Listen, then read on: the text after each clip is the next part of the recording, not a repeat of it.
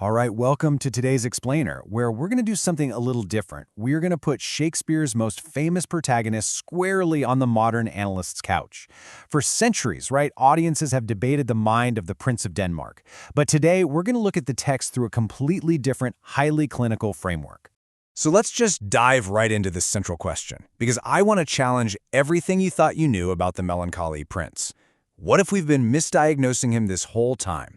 I mean, we're always taught that Hamlet's tragic flaw is his inability to make a decision, that he's just too philosophical, too prone to overthinking or maybe just naturally depressed. But it turns out there might be a much more scientific explanation for his behavior. Traditionally, as we see here, his behavior gets written off as a character flaw. But when we actually apply modern clinical psychology to the text, we're looking at a textbook case of unprocessed trauma. Shakespeare wasn't just writing a cool tragedy. He was incredibly accurately mapping the profound fragmentation of a human mind under unimaginable stress. He literally gave us a remarkably prescient depiction of PTSD and existential dread hundreds of years before we even had the vocabulary for it. Here is our diagnostic roadmap for the explainer. First, the primal traumatic wound. Second, the paralysis of will. Third, deconstructing to be. And finally, the embodied trauma. Let's get into it. Section 1. The Primal Traumatic Wound, a foundation shattered. Because before any ghosts even show up on the battlements, a foundational trauma has already occurred. He is hit by a rapid succession of morally shocking events that completely overwhelm his basic human adaptive capacities. Think about it. First, the sudden death of his father. Then, as he repeatedly agonizes over, within a month, his mother marries his uncle. And then finally, the ghost reveals a horrifying murder. In clinical terms, this kind of rapid temporal compression of catastrophic events absolutely shatters a person's core assumptions about trust and safety in the world. Listen to this line. Now, what's really interesting here is that this isn't just a poetic complaint. It is an immediate, visceral cry for physical annihilation. And keep in mind, this is his very first soliloquy, spoken before he even knows his father was murdered.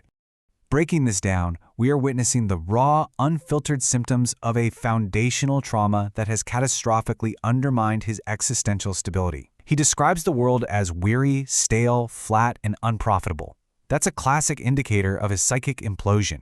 His desire for his flesh to just melt away, that's a deeply somatic or body-centered expression of psychological pain that is just way too vast to process. So, the absolutely crucial point here is that his trauma is violently magnified because the entire Danish court simply refuses to acknowledge it. They create this toxic wall of silence.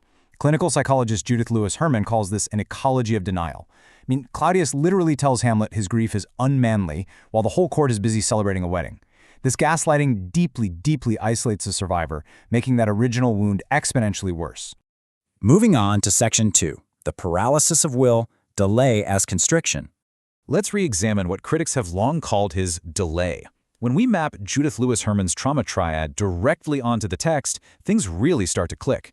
Hamlet isn't just procrastinating, he's exhibiting severe clinical symptoms. Herman identifies three main pillars of trauma: hyperarousal, intrusion, and constriction. Hamlet's antic disposition, or his fake madness, that's hyperarousal. The ghost constantly demanding revenge, that represents intrusive traumatic memory. And his famous delay? That is clinical constriction. He agonizes over this paralysis constantly. He compares himself to Fortinbras, a prince who takes massive sweeping action for basically no reason, while Hamlet remains trapped in what clinicians call the cognitive confusion of a traumatized state. Hamlet knows he has the motive, he knows he has the means, yet he is entirely stuck, thinking too precisely. His notorious delay is actually a torturous constriction of agency. It's this awful state where you're suspended between the violent compulsion to act and the impulse towards self-destruction. He's acutely aware of the horror he's witnessed, but he completely lacks the integrated capacity to respond to it effectively. He's paralyzed in this liminal space, basically a psychological waiting room, where he can neither fully live nor bring himself to die. And this brilliantly explains why he stages the play within a play. In trauma theory, this is essentially avoiding the real thing by staging a safe imitation. Instead of, just killing Claudius and dealing with the problem. Actually, scratch that, he can't just deal with the problem. So he puts on a whole theater production. It's an incredibly dramatic coping mechanism that lets him maintain an illusion of control. He can observe the trauma from a safe distance, rather than engaging in the terrifying reality of direct confrontation. Which brings us to Section 3, Deconstructing to Be, the Soliloquy of Dread. We're going to unpack the most famous soliloquy in literature as a clinical articulation of psychological pain. Hamlet is intellectually weighing the unbearable psychoche of living against the terrifying absolute uncertainty of what comes next. Edwin Schneidman defined psychoche as unbearable psychological pain, and that is exactly what to be or not to be is diagnosing. Hamlet is trapped between the ethics of passively enduring suffering and the uncertain gamble of actively ending it. He hopes death might just be a peaceful sleep, but almost immediately, that comforting metaphor collapses into severe waking anxiety. Notice the framing of his anxiety here. The fear isn't about physical pain. No way. It's the terror of the absolute unknown. His trauma has shattered his belief in a safe, predictable universe. So he can't even rely on death to bring peace. The dread of something after death is what ultimately stays his hand. So when he drops that famous line about cowardice, he's actually describing how his shattered foundational beliefs create a profound inability to translate thought into action. Here, conscience doesn't just mean a moral compass, it means intense awareness and intellectual overthinking. The trauma is forcing him to overanalyze every possible consequence, creating an impenetrable barrier to action. Finally, Section 4, the Embodied Trauma, Hauntings, and Somatic Agony. Let's look at how this trauma literally takes physical shape in the world of the play, because trauma, by its very nature, totally defies linear storytelling. It often returns as this overwhelming, uncanny force that demands to be witnessed. Trauma theorist Kathy Carruth calls this unclaimed experience. Because the mind just cannot process the catastrophic event when it happens, the memory returns later, insistent, intrusive, and demanding attention, often feeling completely disconnected from ordinary time. Visually, the ghost on the battlements is the ultimate embodiment of this unclaimed experience. It bypasses normal reality, appearing in this terrifying shape to command Hamlet to remember me. It is quite literally a traumatic memory refusing to stay buried. And we see the horrific isolation of the survivor perfectly during the closet scene. Hamlet is screaming at the ghost and Gertrude says she sees nothing at all.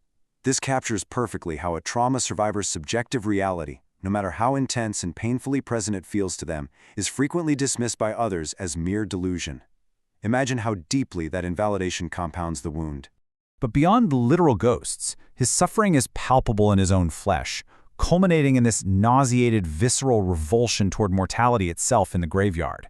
Holding the skull of a man he once loved, he doesn't just feel sad, he experiences a profound bodily sickness. He says his gorge rises. He's literally nauseated by the physical reality of death and decay. Just as modern psychiatrists like Bessel van der Kolk note that the body keeps the score, Hamlet experiences a deep, painful alienation from his own corporeal existence. Throughout the whole play, he talks about his body as a prison, his extreme physical agitation, his deep sighing, his desire for his flesh to melt away. Listen, these aren't just pretty literary metaphors. They are precise somatic markers of acute, unresolved psychological distress. So, I want to leave you with this final thought to ponder. In the end, was the true poison in Denmark the cup and the sword, or was it the inescapable, unhealed wounds of the human psyche? When we read Hamlet through this clinical lens, the tragedy isn't just that he dies, but that he lived in a state of profound psychological siege, unable to integrate a shattering reality. Thanks for joining me today on This Explainer. Keep asking those deep questions, and I'll catch you next time.